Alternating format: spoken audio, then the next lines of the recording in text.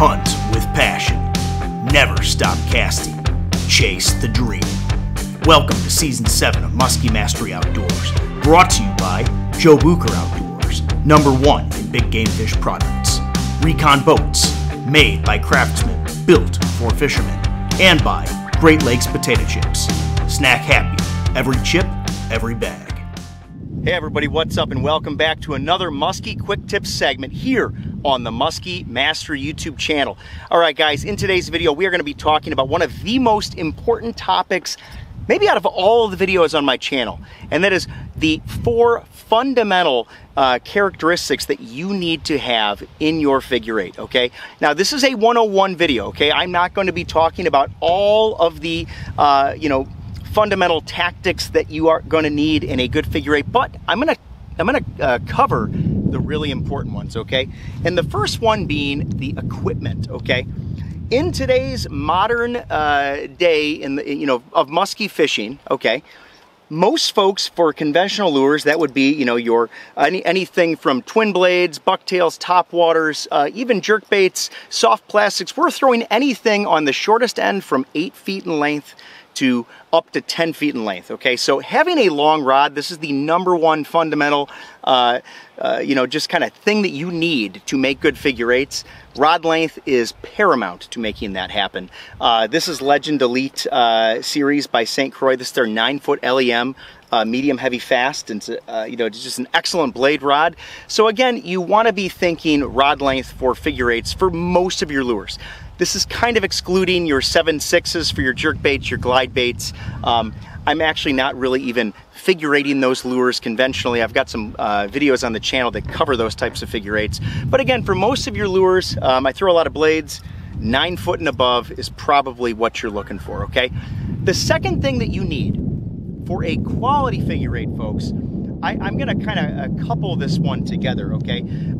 Direction change is important. So this is the #2 factor you need. Of course, as a muskie follows into the boat, what are you gonna do? Well, you have to change directions and make something happen. But what I'm going to couple with the direction change is size, okay? This is really, really, really important here. So as I throw a little pitch cast out here, we're gonna talk about direction change, but we're also gonna talk about size of the figure 8, okay? So let's assume I have got a muskie following in here, okay?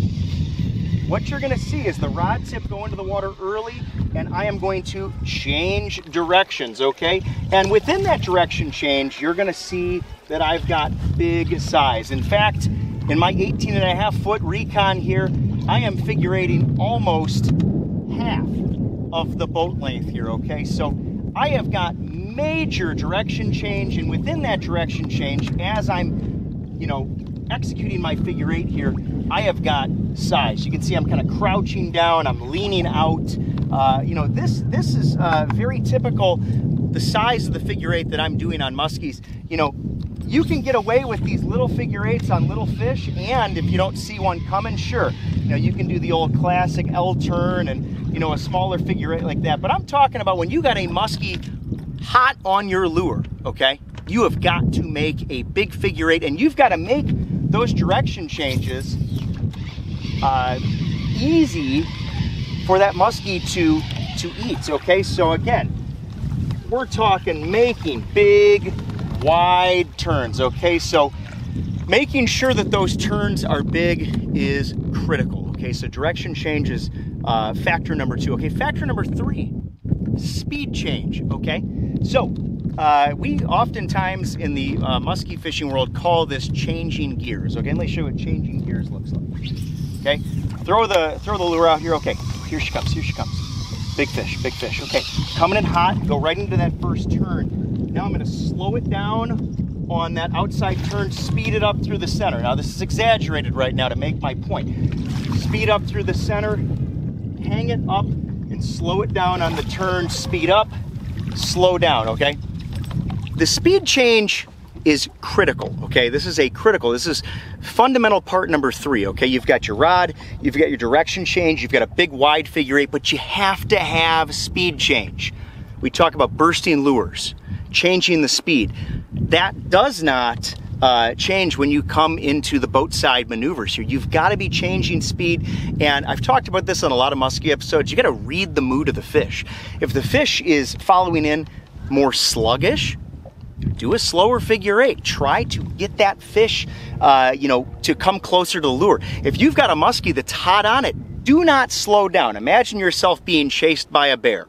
The last thing you're going to be doing is looking over your shoulder and slowing down. Okay, I try to utilize that same ideology when I'm figure-8ing. If the musky's coming in hot, I'm going to speed it up. If the musky's coming in slow, I'm going to slow it down. So again, I'll just showcase here. Hot musky. Okay, here she comes. She's right on it.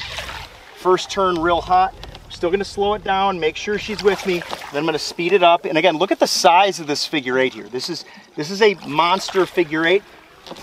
If you're going to catch monster muskies consistently in the figure-8, you have to do a monster figure-8. Okay, now the last thing and the fourth fundamental tactic that you need to utilize to make your figure-8s professional grade, okay, and you're going to catch more fish doing this, is depth change. Okay, so not only do you have direction change in that figure-8, okay, can you do an oval figure-8 or a figure oval? Yes, you can. Okay, it doesn't always have to be a figure-8 depending on where you are, where the lure is, and the size of the fish. Okay, that's kind of a Musky 225 episode on figure-8s. We'll cover that later. But again, I want to get to the fourth fundamental tactic. Again, that is depth change.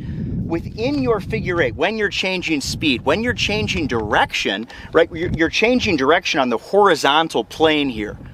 Now I'm talking vertical, okay? Now I'm talking on the y-axis here, okay? We're trying to go bring the lure up, bring the lure down, bring the lure up. So think about this, right? The musky is chasing something that the speed of the lure is changing, right? The direction of the lure is changing. Not only is the direction changing, but the depth is changing, right? We're going up, we're going down, we're going up, we're going down. So you've got three things happening, including your fourth thing, the long rod, which makes this all very easy and possible, all happening simultaneously. So now I'm going to show you depth change, okay? Okay, here comes the musky. Okay, so one of the first things I like to do when I come in, I'm going to dip down. Look at how deep I've got that 9-footer.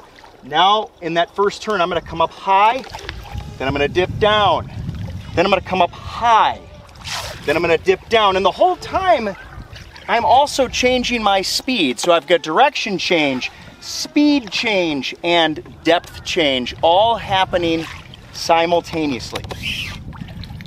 So there you have it, guys. There are plenty more figure-8 101 tips, or we should just say plenty more figure-8 tactical tips, strategies.